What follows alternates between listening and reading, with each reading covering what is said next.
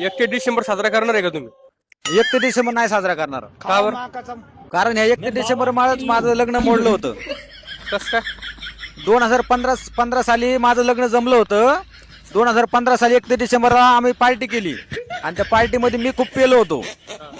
ज्या मित्रांसोबत मी पार्टी केली, ज्या मित्रांसोबत मी बसलो प्यायला, त्याच मित्रांनी माझ्या अख्खी गावामध्ये जाहिरात केली की हा 1 नंबरचा बेवडा आहे. आणि ही गोष्ट माझ्या सासरवाडीमध्ये कळाली. हा. तर माझ्या सासऱ्यांनी लग्न मोडलं ते. त्याच्यामुळे 31 डिसेंबर मी साजरा नाही करणार. मग चांगले मित्र घेऊन बसायचं होतं ना.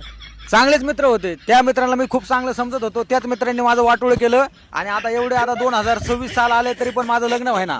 माझं जीवाला काय वाटत असेल. आता एवढे थंडीचे दिवस आहे तरी माझं लग्न झालं नाही अजून. माझं काय हाल होते हे माझं मलाच माहिती.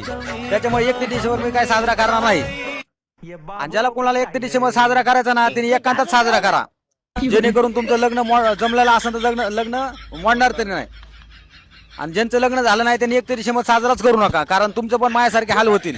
10-10 वर्ष लग्न होणार नाही.